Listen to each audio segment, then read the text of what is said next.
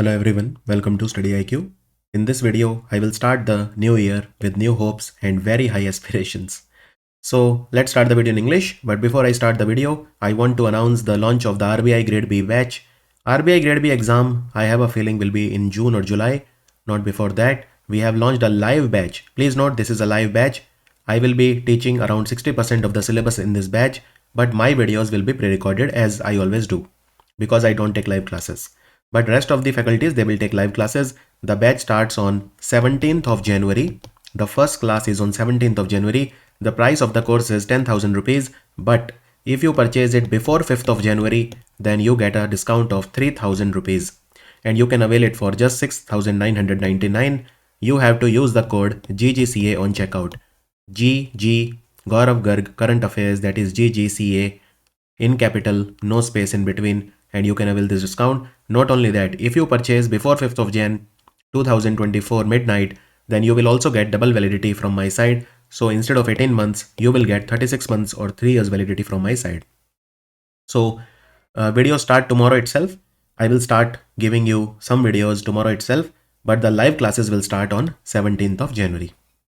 So I hope you are looking forward to this batch. Now let's start the brand new current affairs 2024. The first edition of the joint military exercise Desert Cyclone will be held between India and which of the following countries in Rajasthan? Desert Cyclone is the first time that we have started an exercise, so it will be a joint exercise between India and the UAE. Now UAE is a very important country because it is the third largest trading partner of India. And our trade should be $100 billion by 2030. This is our target. This does not even include petroleum. So the non-petroleum or non-crude oil trade, or the trade between the two countries excluding the petroleum, should be $100 billion by 2030. This is a target that both the countries have set. So it will take place where in Rajasthan? It will take place in the Thar Desert. When I say Thar Desert, I mean the areas like Jaisalmer, Badmer, that area. So it will take place there. Just remember, it will take place in the Thar Desert. That's it. Now this is a very tricky question. Why this question is so tricky? I'll tell you the reason for that. Why this question is so tricky? Because the word desert is coming in a lot of exercises. To give you one example, now let me write it here. Okay. So I am saying to you that Desert Cyclone is an exercise between India and the UAE. That is what I have said. But be careful. There is an exercise called Cyclone. Just Cyclone. That's it. No other word. Just Cyclone. It happened for the first time, Cyclone 1, between India and Egypt recently. So Cyclone 1 is an exercise between India and Egypt. Of course, India and Egypt, they do other exercises also, like Bright Star. And there is one more called Desert Warrior. Desert Warrior is also between India and Egypt. Look how similar they sound. Desert Cyclone, Desert Warrior, Cyclone. They are different. Believe me, they are different. And there is an exercise called Desert Night. Now, Desert Night is an exercise between India and France. So there is one more desert, right? There is one more desert. So have you understood? Have you absorbed it completely? Desert Warrior is between India and Egypt. Cyclone 1 is between India and Egypt. Desert Night is between India and France, and Desert Cyclone between India and the UAE. And India, Egypt, they also do one more exercise which is called Bright Star. It is called Bright Star. So India and Egypt, they are doing not one, not two, but three exercises. Now, can you tell me any other exercise between India and the UAE? Have you heard of an exercise called Zayed Talwar? Zayed, Zayed Talwar. So that is an exercise between India and the UAE. UAE is as I said, it's a very, very important country insofar as the India is concerned. Now UAE is fighting with Iran these days. Why? So there is a UAE-Iran dispute over 3 islands. These are Greater Tumb, Lesser Tums, and Abu Musa. Now Iran says that all these 3 islands are mine, and UAE says that greater and lesser terms, they are a part of Ras Al Khaimah, and Abu Musa is a part of Sharjah. In other words, UAE says that all the three are mine. And that is why there is kind of a dispute which is going on. And recently, Abu Dhabi, which is the capital of UAE, it was decided that it will host the 47th Chess Olympiad in 2028. But before that, it will take place in Budapest, the capital of Hungary, in 2024. That will be the 45th Chess Olympiad. And the 46th edition will take place in 2026, and that will take place in Uzbekistan. Prime Minister Modi visited the Lata Mangeshkar Chowk in which city? Lata Mangeshkar Chowk is located in Ayodhya. Ayodhya is located on the bank of Saryu River, and of course it is in UP. Now in Ayodhya, there is a new airport that has been set up, Maharishi Valmiki International Airport, and the new railway station, Ayodhya Dham Railway Station. Now this chowk, Lata Mangeshkar Chowk, is not new. It was inaugurated last year in 2022 September, right? And it is named after Bharat Ratna awardee, the legendary singer Lata Mangeshkar, who died in February 2022 at the age of 92 years. So Lata Mangeshkar Chowk was designed by an architect called Ranjan Mohanty. And you can see this beautiful veena. What is this? This is veena. Okay, this is veena. It's a musical instrument. So this veena has been designed by Ram Vanji Sutar, who is a legendary architect. He is the same architect who designed the Statue of Unity. And of course, PM Modi recently went to Ayodhya and he inaugurated 6 Vande Bharat and 2 Amrit Bharat train. So this Amrit Bharat train will go from where to where is what is my question to you. Amrit Bharat train. So one has been started. These are non-AC trains, super fast train, but non-AC. Maximum speed 130 km per hour compared to Vande Bharat. Vande Bharat speed is around 160 km per hour maximum. So one Amrit Bharat has been started from Darbhanga to Delhi, Darbhanga to Anand Vihar terminus in Delhi via Ayodhya. And the second one has started from Malda in West Bengal to M. Vishweshwarya terminal in Bangalore. So Malda, West Bengal to Bangalore. This is the second Amrit Bharat train. Who among the following has won the 2023 World Blitz Chess Championship held in Samarkand in Uzbekistan? See, there are two types of tournament. Okay, one is the World Rapid and one is the World Blitz. Okay, in Rapid you still get time to think. You get like 15 minutes per person and then time is added. In Blitz, it's like just 3 minutes per person. That's it. Something like 3 plus 2, something like that. Means 2 seconds are added every move. So you have to think extremely quickly. Now both were won by Magnus Carlsen from Norway. So your job is much easier insofar as the men's section is concerned. However, your job is not that simple insofar as the women's section is concerned. Now, there is a player called Valentina Gunina from Russia. Valentina Gunina, she won the Women's 2023 World Blitz Chess Championship. She won the Women's 2023 World Blitz Chess Championship, Valentina Gunina. I am talking about Blitz section. Now, what about the Rapid section? What about the Rapid section? So, in the Rapid section, again, Magnus Carlsen was the winner. But in the Women's section, the winner was different. So, who was the winner in the Women's section? In the Women's section, the winner was Anastasia Bodnaruk. Anastasia Bodnaruk. She was the winner in the Women's section. In the Rapid tournament, not Blitz, okay? She is also from Russia. She is also from Russia. And in the Rapid tournament, in the Rapid tournament, India's Koneru Hampi was second. India's Koneru Hampi was second. Is that understood? And the tournament was held in Samarkand in Uzbekistan. D. Gukesh and Koneru Hampi, they have qualified for the Candidates Tournaments 2024. It will be held in which country? What is the meaning of candidate tournament? See, every chess player, like in every sport, wants to become world champion. There is nothing wrong with that. Now, who is the world champion right now? World champion is Ding Liren. He is the world champion from China in the men's section, and Zhu Wenjun is the world champion in the women's section. Again from China, Zhu Wenjun. So both the male and the female world champion are from China. So there is a difference between world number 1 player and world champion. Okay, world championship is different. World number 1 of course is Magnus Carlsen from Norway, but world champion is Ding Liren from China and Zhu Wenjun from China. Right? Now, if you want to beat them, you first have to earn the right to be the challenger. So candidates tournament is to find out who will be challenging Ding Liren.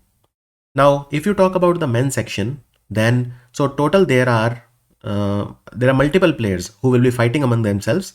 The tournament will take place in Toronto in Canada. It will take place in Toronto from 2nd of April to 25th of April. So there are 3 Indian players. Be very careful. There are 3 Indian male players who are there among the candidates, and there are 2 Indian female players who are among the candidates. So in the female, it is R. Vaishali and Koneru Hampi. They will be the candidates. Okay. In the male section, it will be R. Pragnananda. It will be Vidit Gujarati and D. Gukesh. So these are the 3 Indian male players who will be challenging, and total there will be 8 players in each category. So 3 are Indian player, 5 are abroad, foreign player. Here also 2 are Indian player, 6 are foreign player.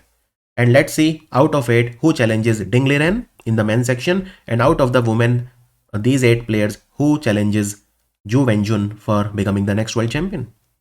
Which of the following country has launched the X-37B robot space plane? What is the meaning of robot space plane? It is a drone basically, unmanned, no pilot is required, and they will send it to the space. So it is made by Boeing, and you know Boeing is a company from America. The answer is America, and it's reusable robotic space plane. And they will send it to the space. How? So they will use the SpaceX Falcon 9 rocket. Falcon 9 rocket will take this drone and put it into space, and of course it is reusable. Understood? So it was launched recently by Boeing in America. Which of the following country has launched the Shenlong Divine Dragon? The Shenlong means Divine Dragon robot space plane. So even China is not far behind. China, they have their own drone, own space plane. Again, it is reusable space plane, and the launch will take place from Jiuquan Satellite Launch Center, which is located in the Gobi Desert in China. And which rocket they will use? They will use the Long March 2F rocket. Long March 2F rocket. Which of the following mission of Indian Space Research Organization will launch the XPOSat Polarimeter satellite? X-ray polarimeter satellite, or XPOSat. This is the full form of XPOSat. Do remember the full form: X-ray polarimeter satellite, right? XPOSat. So XPOSat will be launched by PSLV C58. And this mission was done. It is done now on 1st of January 2024. Now after NASA, be very careful. After NASA, India is only the 2nd country in the world to launch a polarimeter for X-ray. NASA did a mission called IXPE in 2021. IXPE is again related to X-ray polarimetry. So IXPE, or Imaging X-ray Polarimetry Explorer, in short IXPE, was a mission done in 2021 by NASA. So India is only the 2nd country to undertake a mission of this magnitude. So what will exactly India do in this mission? That I will tell you. So we will study the X-ray coming from different sources in the cosmos, in the universe. Like X-ray, they come from the black holes. X-rays, they come from the, some stars, remnants of the stars, and all these things. So X-ray can come from different sources in the cosmos. We will study those X-ray which are coming from celestial objects. Now remember, we have launched 10 satellites. Also, these are small satellites. You don't need to remember their name. Just remember, along with the main XPOSat, we launched 10 very, very small satellites. These are satellites which are made by schools, colleges, private space agencies, like for example, KJ Somaiya Institute in Maharashtra. They launched a satellite, and they prepared a satellite. The private companies like Dhruva Space, they made a satellite. So 10 more satellites were launched along with XPOSat. Is that absolutely clear? Now, let's come into the most important part. So in XPOSat, there are 2 modules. Okay, there are 2 modules. One is called Aspect, and another one is called Pollux. Okay, Aspect and Pollux. What is Pollux? Polarimeter instrument in X-rays. Polarimeter instrument in X-rays. And what is aspect? X-ray spectroscopy and timing. X-ray spectroscopy and timing. And who has made Polix and who has made aspect? Another very nice question. So Polix has been made by Raman Research Institute, Bangalore. Raman Research Institute, Bangalore. See, ISRO mission you have to study in lot of detail, okay? And aspect has been made by U.R. Rao Satellite Center. U.R. Rao Satellite Center is located again in Bangalore. So both the modules, Polix and aspect, they have been made by different organizations. Raman Research Institute has made Polix and U.R. Rao Satellite Center has launched aspect. Now, what is the purpose of Polix and aspect? Why we need two modules? Aspect.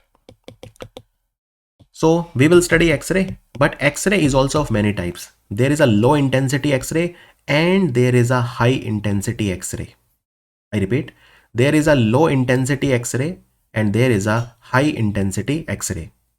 So which of these will study low intensity X-ray? Aspect. It will study low intensity X-ray, the X-rays which have energy which ranges from 0.8 to 15 kilo electron volt, keV, right? Only this much, keV. This is the unit for measuring the energy.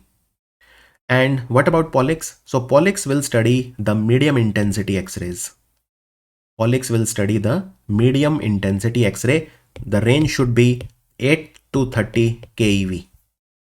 8 to 30 keV, right? keV is what? Kilo electron volts. You should know the full form. Kilo electron volts. Now here is something interesting. I told you that ISRO is only the second agency after NASA to launch a polarimetry mission. NASA was able to study the low intensity X-ray through IXPE mission. But the first time in the world there is any space agency which has made the effort to study medium intensity X-ray from 8 to 30 keV. This is the genius of ISRO. This is the genius of ISRO, that they have done something which NASA also did not do. What did they do? Yes, both NASA and they are studying X-ray, but the medium intensity X-ray even NASA was not able to study.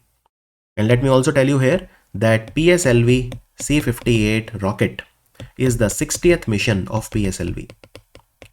It is the 60th mission of PSLV, and of course the launch was done from Satish Dhawan Space Center, Sriharikota in Andhra Pradesh, Nellore district of Andhra Pradesh.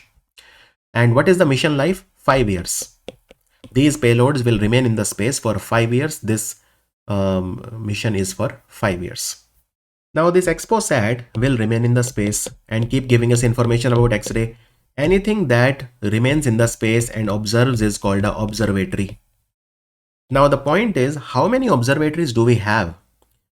So this will be the third space-based observatory of ISRO after AstroSat that was launched in 2015, Aditya L1 that was recently launched in 2023, and Aditya L1 was launched from PSLV C-57. So XPOSat is the third space observatory of ISRO or of India. So long question but extremely important. Which of the following ministry has declared the Tehreek-e-Hurriyat from Jammu Kashmir as a unlawful association under the Unlawful Activities Prevention Act? What is Tehreek-e-Hurriyat? What is the meaning of Hurriyat? So they are basically the separatist organizations in Jammu and Kashmir who wanted Jammu Kashmir to secede from India. Some wanted them to become independent. Jammu Kashmir should remain independent. Some wanted Jammu Kashmir to be a part of Pakistan. So they had different ideologies. So Unlawful Activities Prevention Act prevents the act of terror against India, UAPA. And UAPA was brought in 1967. Of course, it is Ministry of Home Affairs because internal security is a matter of the Ministry of Home Affairs. And UAPA has been amended many times. The last amendment was done in 2019. So what does UAPA do? UAPA empowers the National Investigation Agency NIA to investigate and prosecute the cases under UAPA across the country. Even death penalty is possible. Life imprisonment is possible. These are some of the highest punishments for terrorist acts against India, against the state. And it also allows NIA to do the detention of suspects without charge or trial for up to 180 days. So NIA does not need a warrant to even put someone under jail up to 180 days, right? So it protects terror acts against India. Is that clear? Now what is all this Hurriyat? So that I will tell you. See, Hurriyat Conference, there is something known as Hurriyat Conference. It is a group of 26 parties, or you can say 26 groups. Hurriyat Conference was created in 1993. Okay. And there were a lot of pro-Pakistan outfits like Jamaat-e-Islami, JKLF, Jammu Kashmir Liberation Front, Dukh-Taran-e-Millat, and all these organizations. So 26 organizations came together and they formed the Hurriyat Conference. So then Hurriyat Conference broke into two groups in 2005. One was the soft liners or the moderates, and one were the extremists. Extremists were the hardliners, extremists were led by Sayyid Ali Shah Gilani. This name I mentioned to you last week also because he was the third Indian to be given the Nishan-e-Pakistan, the highest civilian award of Pakistan. And the soft faction, the moderates, they were led by Mirwaiz, right?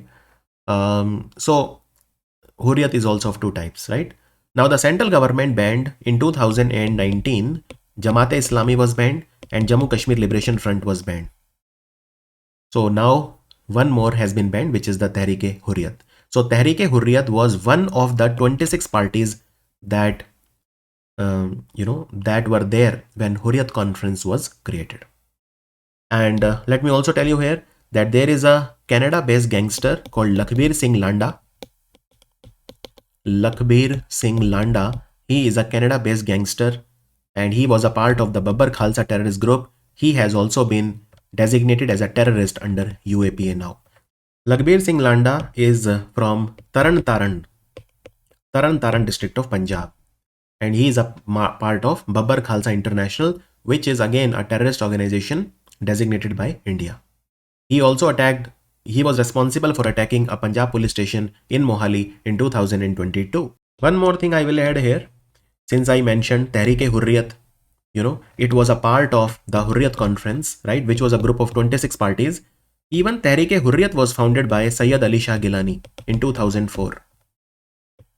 Sayyid Ali Shah Gilani, he founded Tehreek-e-Hurriyat in 2004 and then he merged it in Hurriyat Conference later on. So Sayyid Ali Shah Gilani, he founded Tehreek-e-Hurriyat in 2004 and later he merged it in the Hurriyat Conference. When Hurriyat Conference started, there were 26 parties, but the number kept on increasing and decreasing with time. Which of the following country has formally rejected the invitation to join BRICS? So Argentina has said, I am not interested to join BRICS. When the BRICS summit happened, the 15th BRICS summit in Johannesburg in 2023, 6 countries were invited. Which were the 6 countries that were invited? So Argentina, Ethiopia, Iran, Saudi Arabia, Egypt and the UAE. Argentina has rejected. So Ethiopia, Iran, Saudi Arabia, Egypt and UAE, they will join. Their membership is valid from today, 1st of January 2024. And the next BRICS summit will take place in Kazan in Russia. That will be the 16th BRICS Summit 2024. Which of the following state has launched the third phase of the Biju Swasthya Kalyan Yojana? Biju Swasthya Kalyan Yojana, the answer is Odisha. It is a scheme, healthcare scheme very similar to Ayushman Bharat. And in Biju Swasthya Kalyan Yojana, it is completely cashless also. So what are the provision? 5 lakh rupees per family per year. Health insurance is given, very similar to Ayushman Bharat. The only difference is that if a woman is ill or woman becomes unhealthy, then the money can be stretched to 10 lakh. So I repeat, 10 lakh, up to 10 lakh, it can be stretched for women in the family, woman member of the family, but otherwise it is 5 lakh per family per year. You can get the treatment in the government hospital. You can also get it in the empaneled private hospital. And every family is given a card which is called Biju Swasthya Kalyan Yojana Nabeen card, named after Naveen Patnaik, the Chief Minister of Odisha. So this is a very important scheme. See, because in Odisha, Ayushman Bharat scheme does not exist. Because Odisha said no to the Ayushman Bharat scheme of the central government. So this is an alternative to the Ayushman Bharat. And this scheme was started in 2018, August 2018. PM Narendra Modi visited the home of Meera Manjhi in Ayodhya, who is the 10th crore beneficiary of the Ujala Yojana. Which of the following is the nodal ministry for Ujala Yojana? The answer is Ministry of Petroleum and Natural Gas. The answer is option D. So Meera Manjhi is the 10 crore beneficiary of the Ujjwal Yojana. And she lives in a colony near to Lata Mangeshkar Chowk in Ayodhya. And when PM Modi went there, she prepared tea for PM Modi. And PM Modi said, it is a wonderful tea. Because PM Modi knows about tea. He was a tea seller himself. So Ujjwal Yojana was started in May 2016 by PM Modi. It was launched from a place called Balia. Balia is in UP and Balia is in eastern UP. You know, in fact, when I used to teach UPGK 3 years back, I used to teach that Balia is the last district from which River Ganga moves out of UP. So, I mean, old memories. Now, this, Ujjwala scheme was extended from 2023-24 to 2025-26. So, it has been extended for 3 more years. And what is the target in this 3 years? 75 lakh more Ujjwala beneficiaries or Ujjwala connection will be given. 75 lakh Ujjwala connection will be given in these 3 years. Okay. How many? 75 lakh. Now already around 9.5 crore people have benefited, and now you can see 10th crore. So 10 crore people have already benefited from this scheme. So in this scheme, what happens? Financial support is given for buying the LPG connection to the BPL families. Who has become the chairman of the 16th Finance Commission? The job of the Finance Commission is to decide the the split of the money between the states, the tax that is collected, how the revenue of the government has to be split. So Dr. Arvind Pangaria, he is the former vice chairman of the Niti Aayog. He will be the chairman of the 16th Finance Commission. He is currently a professor at the Columbia University in America.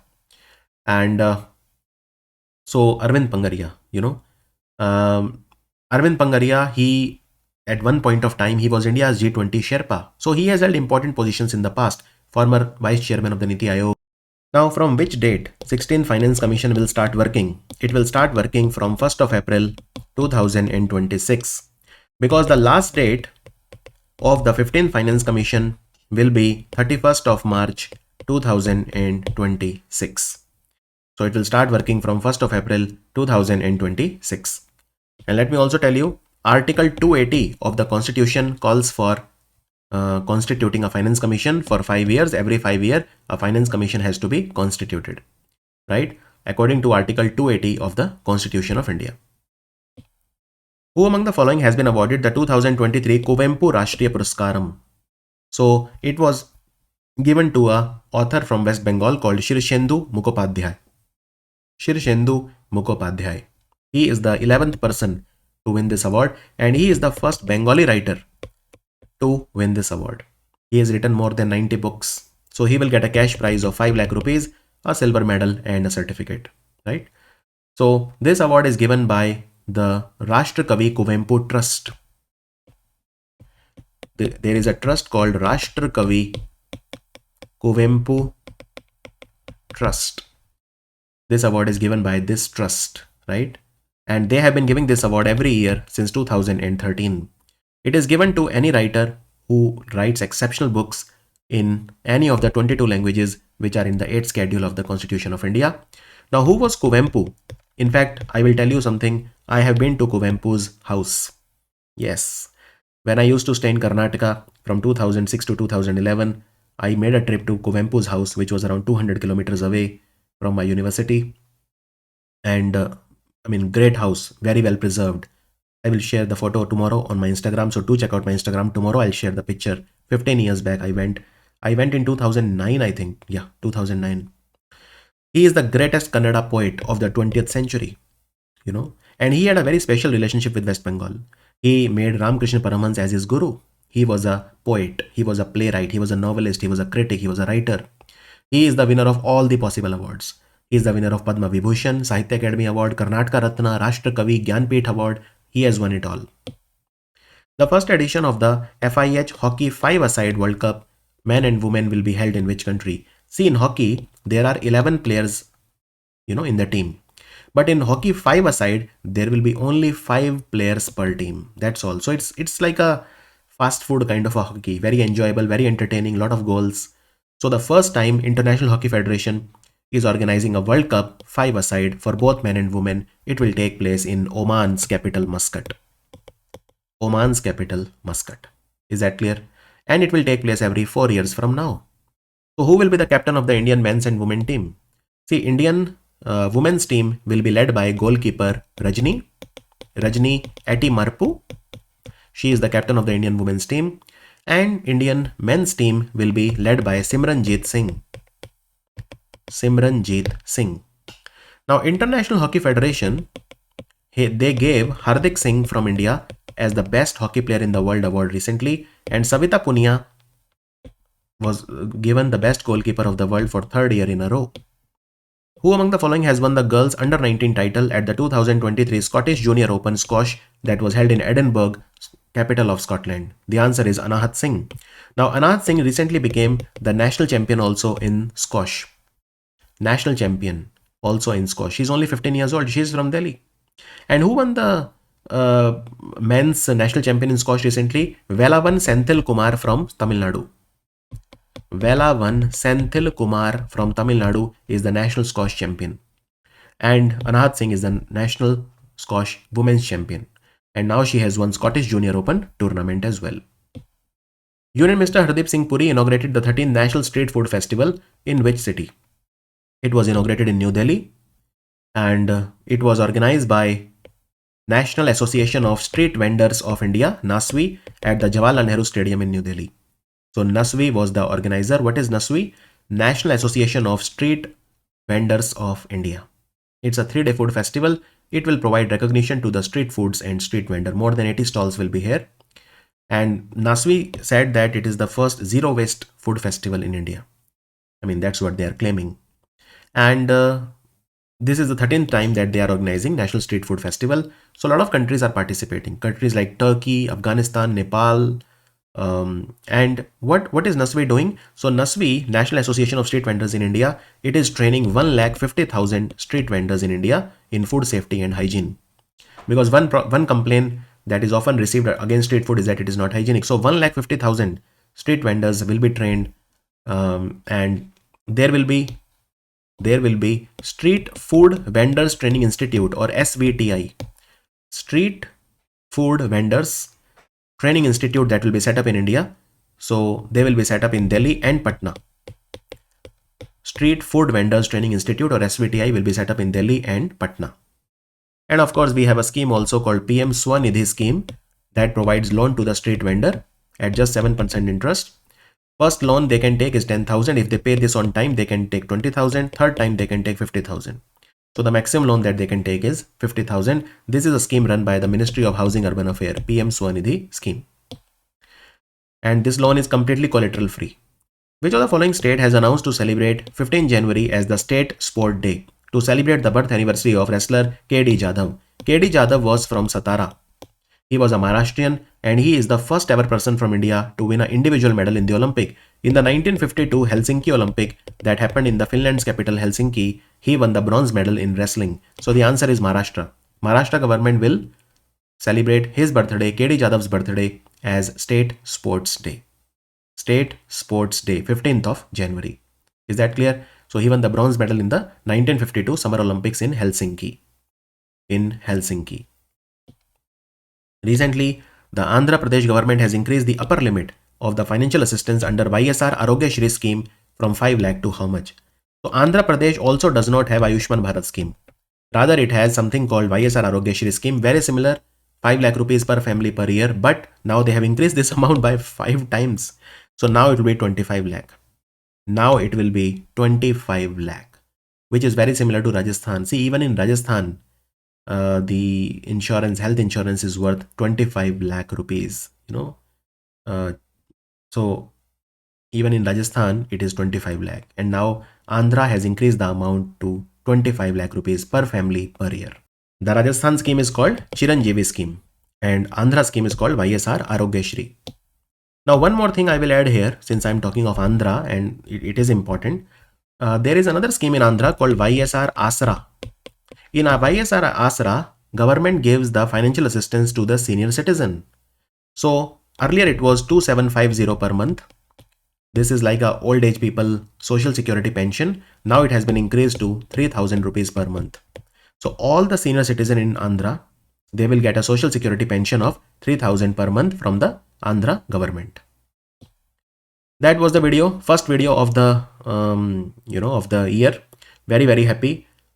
This is exceptional quality that I'm giving you in current affairs, and let me tell you, this exceptional quality will be matched, if not superseded, in the RBI Grade B course. You can get it for just 7,000 if you buy it before 5th of January. And I want all of you to try for RBI Grade B, not because I want to sell this course, but because I want you to genuinely try. It is possible. It is possible. Even if you don't want to buy, it's fine. Just prepare on your own. I will be there to help you. I will upload a lot of free content also. But this is a very beautiful course. It's a live course. But my lectures will not be live. My lectures will be pre-recorded as always. As you are watching this video, same way, pre-recorded. I'll see you in a second January video. Thank you for watching Study IQ.